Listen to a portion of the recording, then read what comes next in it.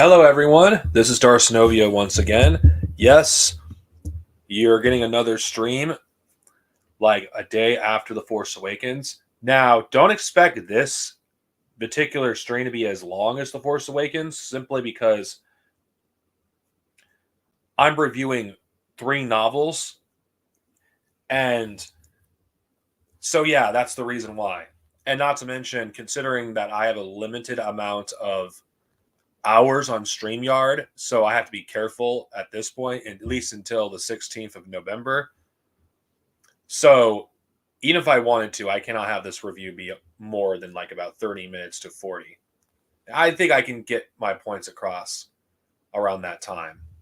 Now, I'm just going to begin with the review of the Jedi Academy trilogy. Now, for those of you who've been following me for years knows, I've reviewed this trilogy before. Of course, originally I do have a confession, just like the Blackfeet Crisis, which I'm going to bring this up now because so when I revisit the Blackfeet Crisis, I don't have to bring this up again. When I was reading through the EU, I needed some episodes to fill in the gap.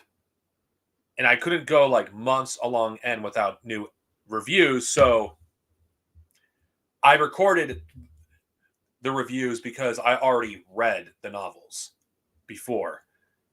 And I went off memory the best I could. Now, to me, this was not a good way to review a book back then in general because I going off memory of books you've read like almost a year ago up until that point when I reviewed them was not a good idea. Because as you already know, for a while I've been basically doing my reviews and I go on notes. I write notes down every time I read. Now, I tried various different methods. I tried doing it chapter by chapter. It didn't quite work. So I just write down stuff that was interesting. And that's how I'm going to approach it with this. It worked well for the Thrawn trilogy. Now, the Jedi Academy trilogy is a series of books I fully intended to revisit at some point. In fact, whether I was doing this through podcast form or not, I was going to re-review these novels because I think my original reviews weren't really that good for this or the Blackfeet Crisis. And since I'm revisiting the books anyway, why not just improve the review? Now, the original review will always be here. This is just me doing another crack at it just to do a better review. So, without further ado, I'm just going to start with the review now because I've been going on long enough. The Jedi Academy trilogy by Kevin J. Anderson gets a lot of flack, unfortunately. You're going to have some fans that really hate Kevin J. Anderson or really like Kevin J. Anderson. I actually enjoy Kevin J. Anderson's work. I don't think he deserves the hate that he gets. I think Kevin J. Anderson, like without him, the Star Wars expanded universe that as we know it would not exist. And the reason I say that because the Jedi Academy trilogy was the first series of books to incorporate various expanded universe works from the comics, from pre-1990s EU, making it seem like these sources are part of one cohesive continuity. And Kevin J. Anderson was the first to do it. He was the first author to actually make it so the comics and the novels were not separate continuities, but one continuity, which would open up the doors for other authors to do it in the future. And I think this is something that Kevin J. Anderson just doesn't simply get enough credit for. Timothy Zahn didn't do that. And people love to give Timothy Zahn like shit. Sorry, suck off Timothy Zahn and basically downplay Kevin J. Anderson's like role in the expanded universe. He helped the EU. Without Kevin J. Anderson, we wouldn't have the EU that we know and love. And of course, this trilogy, unfortunately, is cursed to have come out after the critically acclaimed Thrawn trilogy. The Thrawn trilogy is considered one of the greatest Star Wars stories of all time. How do you follow up on the Thrawn trilogy? It's not something that can easily be done. The Thrawn trilogy was epic. If it was going by, you had a lot of stuff going on in the trilogy. And the Jedi Academy trilogy just couldn't be that kind of story. It had to be a different story, a new story. Because at some point, especially if you're doing post Return of the Jedi stories, the return of the new Jedi Order had to be told, that story. So sometimes a smaller scale story is necessary in order to move the story forward. And that's essentially what this story is. Well, unless you want to count the super weapons, though. That started in Dark Empire, so I'm not going to basically like give this series of books credit for introducing the super weapons of the week like trope that was huge in the EU back in the 1990s. So, yeah. This novel begins right after Dark Empire. It deals with the aftermath of Dark Empire. And Luke Skywalker goes to the Senate, which this is the first novel to introduce the Senate building. That'd be a staple through many novels in the expanded universe, where he addresses the Senate about rebuilding the Jedi Knights. And Luke's storyline, the first book, Luke is actually looking for new Jedi candidates. Some of them he already found prior to this novel. Han's and Chewie's storyline deals with them being stuck on Kessel, and they meet a character named Kip Darren. And, of course, through their storyline, we are introduced to Admiral Dala, or Natasi Dala. I mean, of course, the first novel of this trilogy does introduce some things that is interesting when you think about it from a historical perspective, because it's like, wow, these authors had such a different outlook of how this happened, what happened. It's because this was the first time we actually learned, prior to the retcons and Attack of the Clones, of the people that designed the Death Star. And I thought that was interesting.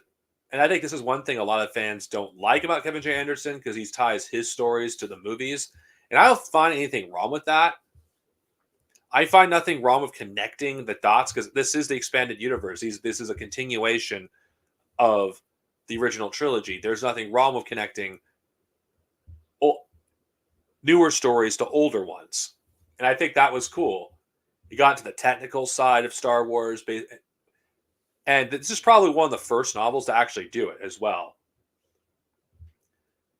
That may not be everybody's cup of tea. And the Tarkin Doctrine, which is something that is part of Star Wars lore, that was first introduced here. There's just too much I could say we would be here for hours if I just talked about the stuff that this trilogy does that I actually think helps strengthens the Star Wars expanded universe rather than hurts it. Yeah, some people may complain that the Sun Crusher was a little overkill, having another super weapon. But again, this was early EU. We got to take that into consideration. And if we have anything to go by, official designs for the Sun Crusher, it has a pretty slick looking design. I will say so myself.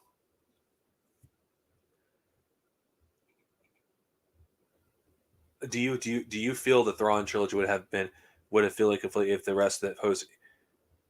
No. The Thrawn trilogy, I feel like, told a story with a beginning, middle, and end. There was no guarantee there would have been a follow-up, but it did set up future stories. Yeah, but that's the thing about people that don't like Kevin J. Anderson. And like, if you're the kind of person that doesn't like stuff being tied too close to the movies, that's what Kevin J. Anderson did. And I don't find anything wrong with that.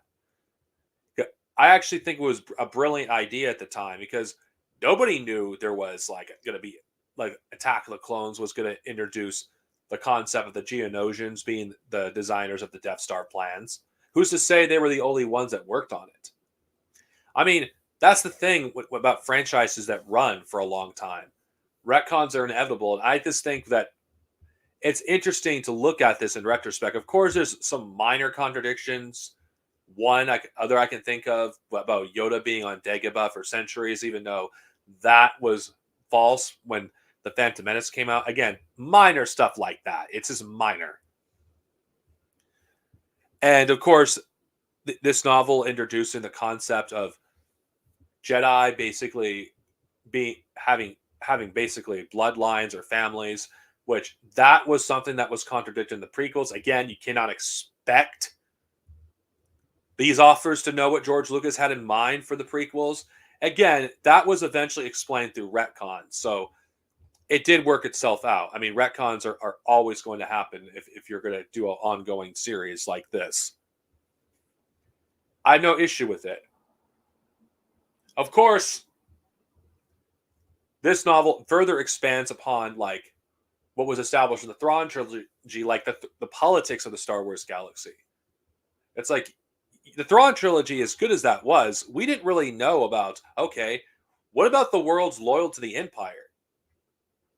There has to be worlds loyal to the Empire, right? Like, there's just no way there isn't worlds that are loyal. And this novel introduces that concept entirely that, not all worlds recognize the New Republic as a legitimate governing force, that they could see it as a, like, illegitimate and basically run by terrorists. Now, I don't agree with that position, but I'm just saying that this novel actually was the first to introduce it. The follow-up novels like Dark Apprentice further expands upon this as well. Like, speaking of Dark Apprentice, let's talk about the second book. The second book of the trilogy introduced Exar Kun, who is an important part of Star Wars lore, at least in the pre Disney era. He was an important part of Star Wars lore because, okay, naturally, if you're like writing expanded universe stories, if the Jedi Order have existed for thousands of generations, then there has to be a counterpart to the Jedi Knights, obviously. Now, I gotta make this clear. The Jedi Academy trilogy is not the first series of books to reference the Sith or a Sith Lord. That has been referenced in older sources, such as the New Hope novelization and the radio drama. Like, the Sith did have a name prior to the 90s era expanded universe. The 90s era expanded universe was not the first. So I just got to make that clear. But it was in the 1990s is where the Sith were actually greatly expanded upon, because the only thing that we really knew about the Sith was Darth Vader. We didn't really know much about Palpatine, which, by the way, Palpatine wasn't even named Palpatine in the movies prior to the Phantom Menace. They just called him the Emperor. And it was the novelization of A New Hope, which this is further like elaborate on in the Jedi Academy trilogy as well, that Palpatine was a senator. Of course, if you listen to the unabridged audiobooks for the 90s, they call Palpatine Palpatine, which is like cringe, but whatever. So yeah, in the 1990s, nobody knew what Palpatine's official way to pronounce his name. There was some people that pronounced him as Palpatine, which that's what the audiobooks and prior to the Phantom Menace coming out pronounced his name as. And that's the thing that's interesting, because when the EU pronounced things differently, especially in the audiobooks. I bring up the audiobook because I listened to the audiobook of the Jedi Academy trilogy, and it's interesting as well when you listen to how they used to pronounce certain planets' names. Coruscant was pronounced differently. Same thing with Palpatine. Kashyyyk, actually, what's interesting about Kashyyyk, which that's another thing, to talk about Kashyyyk was pronounced as Kashyyyk. So they changed the way they pronounced them in the audiobook when the movies do it. It's just well, it's an interesting thing to bring up simply because the movies that did not actually pronounce his name Palpatine at the time. Palpatine was EU. So anybody that claims that Palpatine's name came from the movies, no, it came from the EU. Like when you go to like the New Hope novelization, like one of the first things like you see when you see a passage is Palpatine. That's another thing I really liked. Like, of course, the Thrawn trilogy did this as well. This wasn't the first novel to actually talk about like Palpatine, bring up Palpatine by name, but it further elaborated that he was a senator. And this is the thing I love about the Jedi Academy trilogy, connecting newer sources with older sources. This was further elaborated on when we have Han and Lando playing a game of sabacc. Yeah, sabacc was introduced in older sources in the Lando Calrissian Adventures, but we didn't really know much about Mazak. We didn't know the rules of Mazak.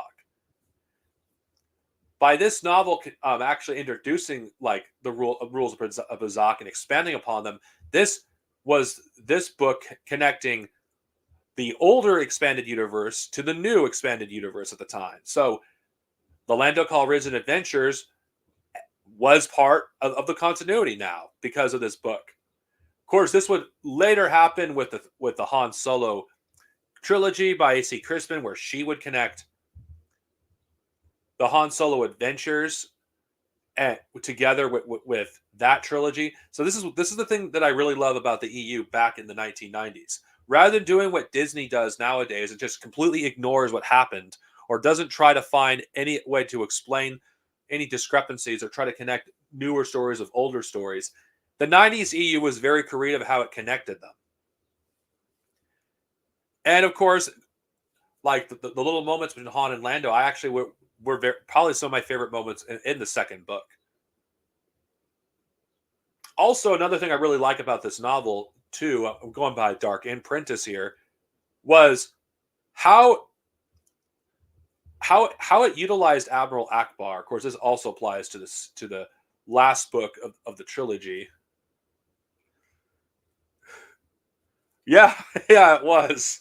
It was funny. Of course, this is cringe when you think about it in hindsight because Luke and Mora are officially together now, like later in the EU. But I thought it was kind of cringe how you were having like them pushing a ship between Lando and Mora when there was nothing there in the Thrawn trilogy with them. They had no chemistry whatsoever. I'm just going to bring this up for like because I don't have to bring it up again. When you think about it in hindsight, I think this ship bait they were doing at the time with Lando and Mora was kind of cringe. You know, Lando trying to hit on Mora, trying to impress Mora. I mean, the stuff that he was doing. I mean, it was funny when you look at it, but when you think about it in hindsight, it's a little cringy. Man, that must have started some shipping wars back in the 1990s with the tease of Lando and Mora. Fuck. But anyway, that's just hindsight I'm talking about here. It is like interesting moments, stuff to bring up. I think 3PO, how he handles the babysitting kids, is also amusing when you read it. It's like, God, wait, how would 3PO handle children? Not very well, according to this book. Of course, there was a scene like later where this has been this book where Jaina and Jason were wandering off and 3PO and Chewie couldn't find them. Which it was a fun little chapter to read. I will admit, though not necessary personally. That's just me. I think because it's kind of hard to basically. I don't know how to read from a 2-year-old's perspective. I just think that wasn't really necessary to make those parts as long as they did, but it is what it is. Just bring it up. I think Kip Darren is a character, in my opinion, that I think is truly the protagonist of this trilogy, and I think the trilogy is more about him than anybody else. I think his trauma of losing his family to the Empire and how he his fall to the dark side. I just feel like, yeah, how would a kid react if he suddenly learned that he touched the Force, he lost his family, he was stuck in a prison for most of his life, and then he learns he's suddenly Force sensitive. I think Kip Darren's reaction to like what happened was natural. I mean, what do you expect? He was a kid that never got a chance to be a kid. He was stuck in a fucking prison for like 10 years. Yeah, that is that is basically what it is. And I think those who don't like Kip Darren cannot see it from his perspective. Yeah, he made some terrible choices, which I'll elaborate on when I talk about Champions of the Force. But when you're a kid that suffers trauma and you suddenly have the power to do something about it, I think you would be susceptible to the dark side too if you're in Kip's position. And I think what makes Kip Darren so relatable as a character is he feels like a real kid.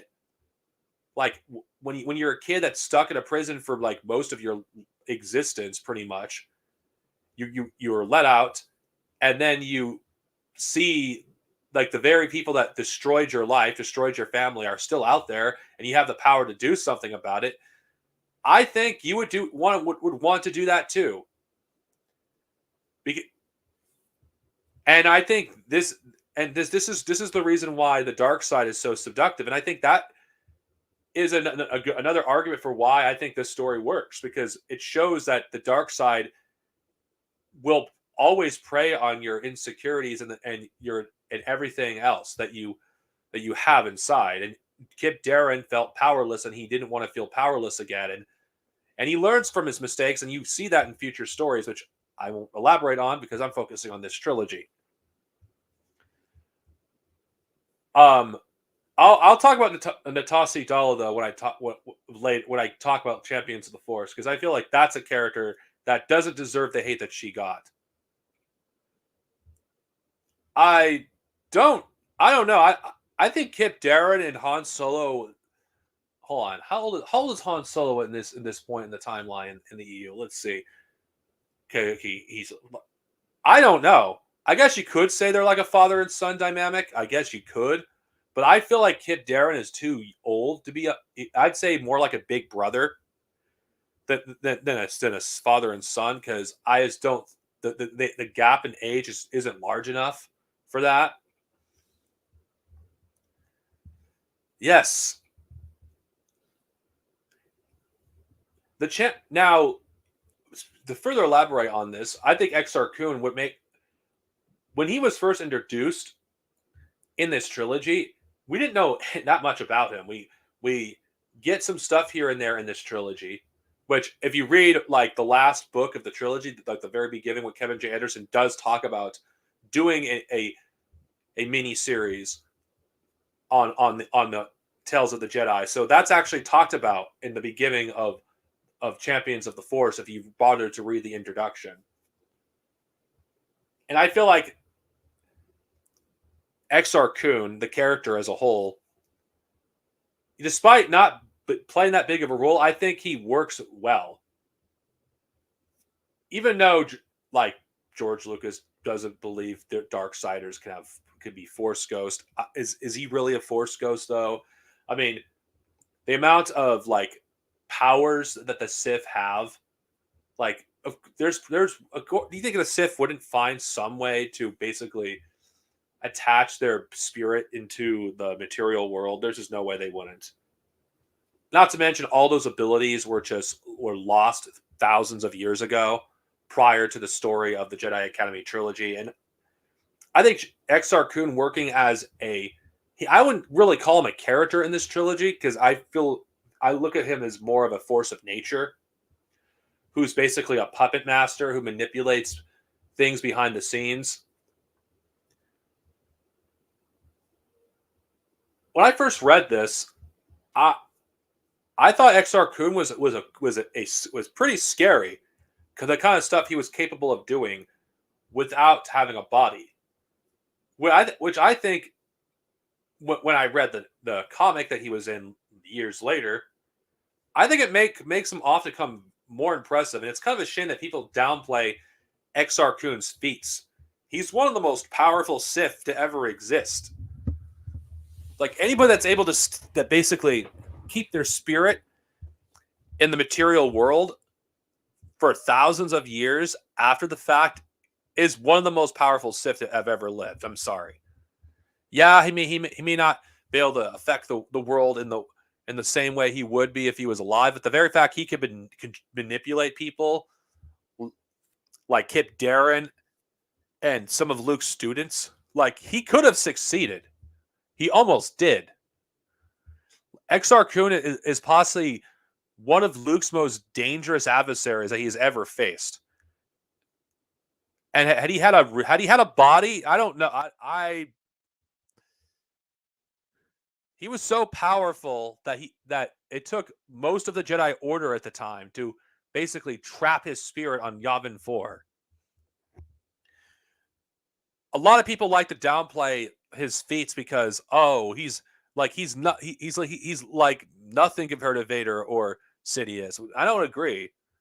I think Exar Kun is one of the most powerful Sith to have ever lived.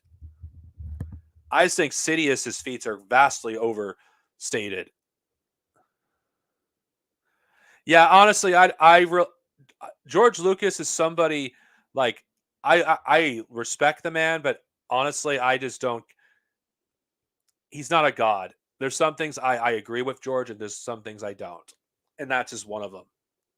Now, I do think Sith Force Ghost should not work in the same way as Jedi Force Ghost, but then again, I'm going to keep focused on the actual book because otherwise, this is going to change the topic. And I think the way Exar Kun was defeated, and I'm going by this novel because I do know that Jedi gives further context and basically tells the story from Corran Horn's perspective, but I'm not focusing on that book. I'm focusing on the Jedi Academy by itself. I think the fact that Luke's Jedi Order, his students, managed to defeat Exar Kun without Luke's help showed the resilience in Luke's Jedi Order and how Luke inspired people to actually stand up for themselves and actually defeat the evil spirit of Exar Kun. Because let's be honest here, do you think Luke Skywalker in canon would be able to inspire people like that to inspire people to actually stand firm against the spirit of a Sith Lord and actually defeat him, not through using the power of the Force, but through actually standing their ground? Because he actually depended on Luke students to give up and to basically become his pawns. That's what he depended on. This goes to show you just how inspiring Luke Skywalker is as a teacher in Legends versus canon. Now, I'm not gonna make it a secret. You're not gonna be able to find an unabridged audiobook of the Jedi Academy trilogy. It does exist, but it's very difficult to find, and you're not gonna get in the same high quality production. So I'm just letting you know, don't ask me for an unabridged audiobook. It does exist, but the quality is just not what you would expect from other like sources. Yeah. And another thing about this trilogy, I know some people may not like the way Luke Skywalker's portrayed in these books, but you know what? I think I like the fact that Luke Skywalker is a flawed teacher. That, yeah, he may not have all the answers. And you know what? Luke Skywalker learning, just like his students are, about the Force, that is what it means to be a teacher.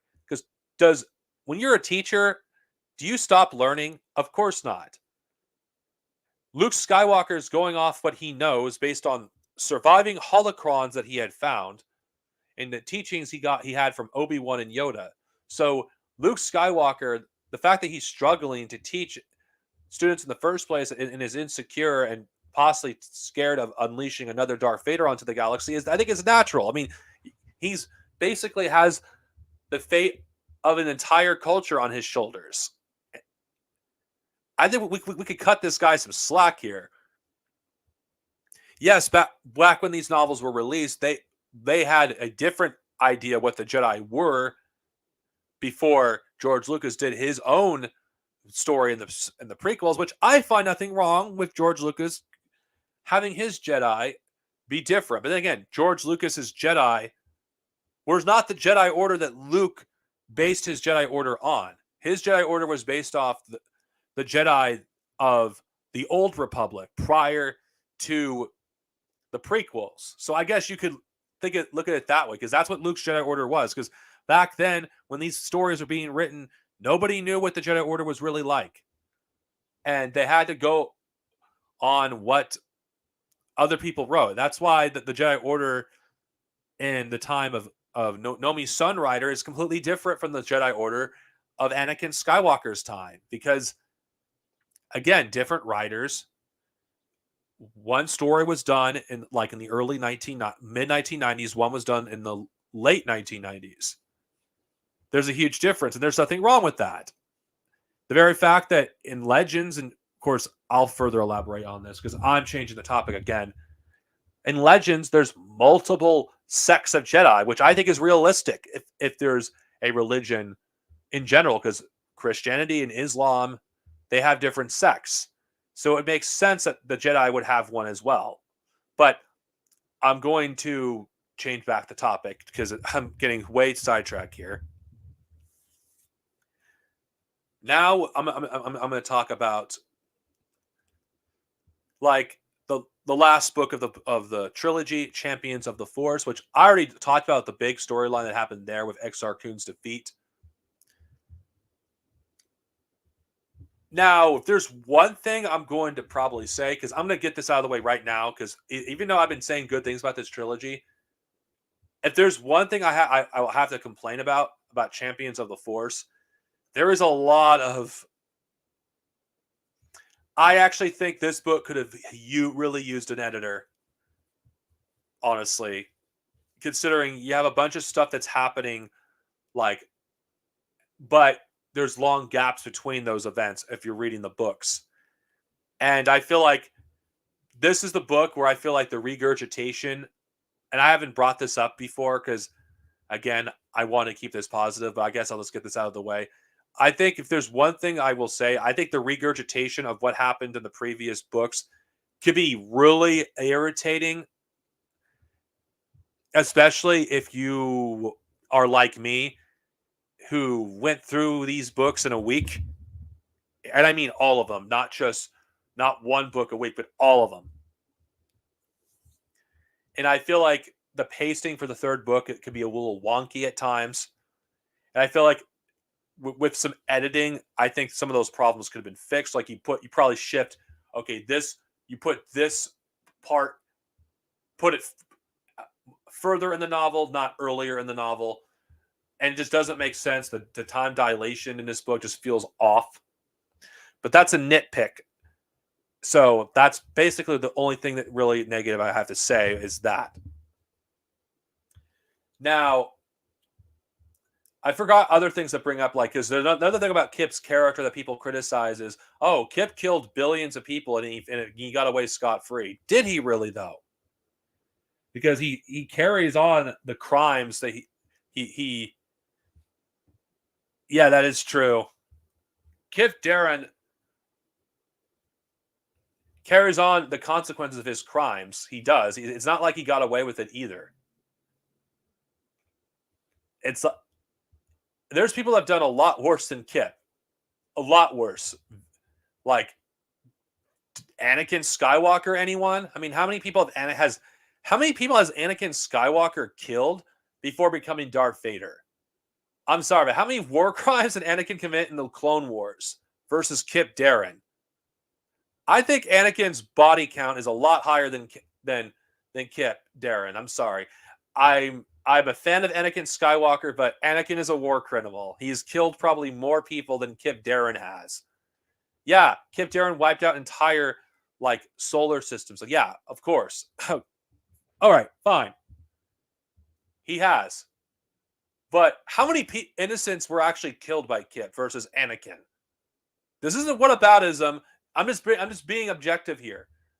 Like, are Imperials really innocent people? Are they really innocent? I'm asking a rhetorical question though. Are Imperials truly innocent? The citizens, yes. But how many people actually died that were actually innocent by Kip's hand? I'm just being objective here. How many people? Not saying there weren't innocents that were killed. Yeah, of course there was innocents. But I'm just being real. Imperials are not innocent. They're not. They're soldiers. That's just the same stupid argument I hear Empire Sims saying about Luke Skywalker killed many innocent people when he blew up the Death Star, even though it was a fucking military station.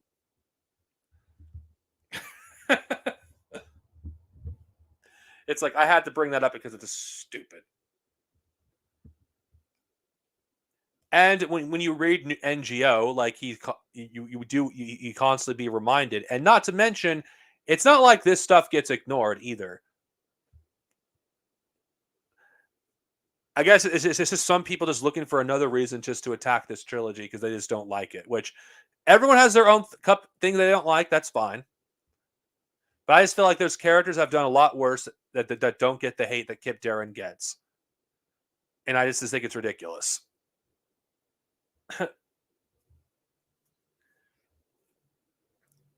Now, I think people's favorite whipping character that people like to trash, and I think this character I feel like doesn't deserve the hate that she got, is Natasi Dala.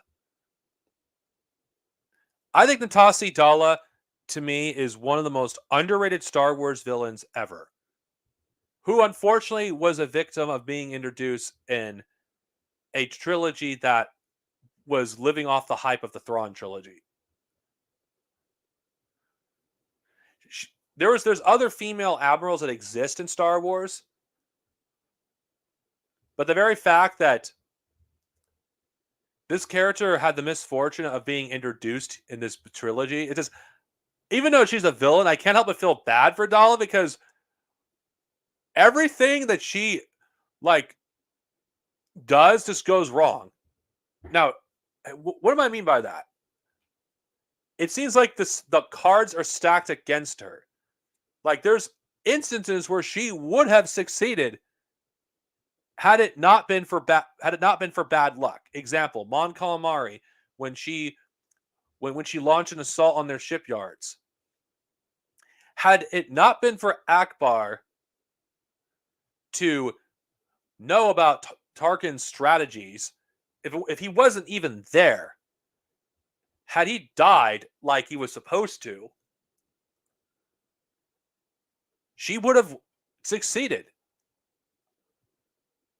Had it Kip Darren not fallen to the dark side and stolen the Sun Crusher, she would have succeeded on her mission to basically sack Coruscant with a signal star destroyer. She just got one bad hand after one bad hand.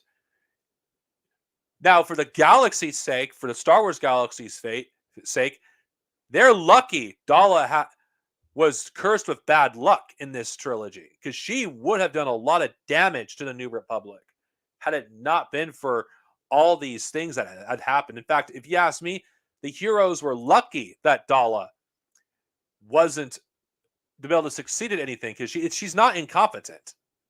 I mean, Tarkin himself would not have chosen her and promoted her to admiral if she was incompetent. Yeah. Yeah.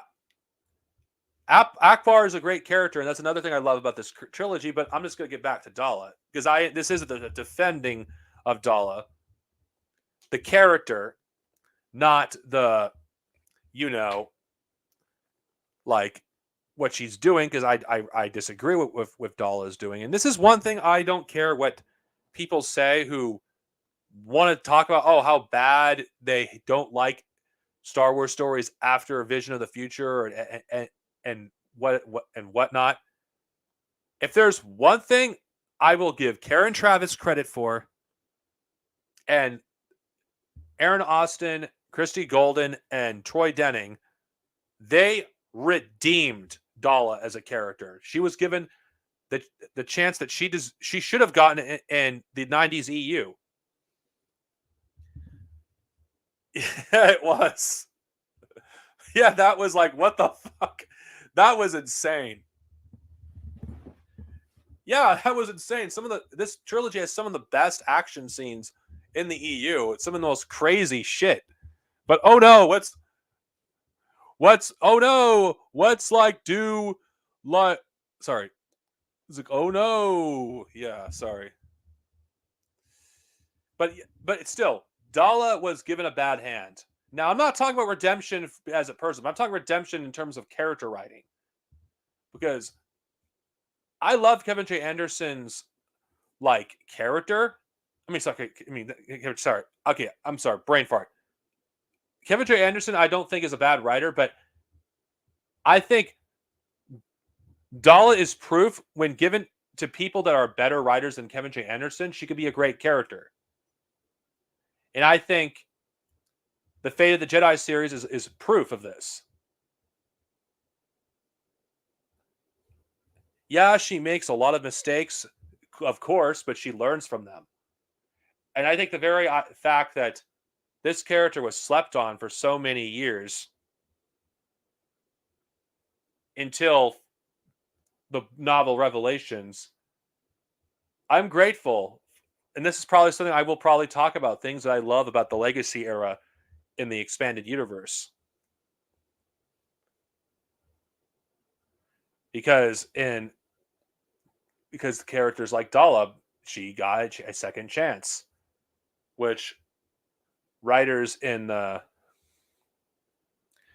90s EU kind of like, oh, okay, we're just going to basically write her out and not use her again, because the last appearance that she ever has in the novel is in the novel Darksaber, as far as I know. And that's it. That's it for the character. I think Dala is an underrated antagonist. I think in the hands of better writers, which is Fate of the Jedi is proof of this, she can be a very terrifying force to be reckoned with. When you give her a position of power, when you're giving her any power whatsoever, Dala could be someone you don't want to mess with. So yeah, that's just basically my thoughts on Dala. Now, I'm getting close to the conclusions.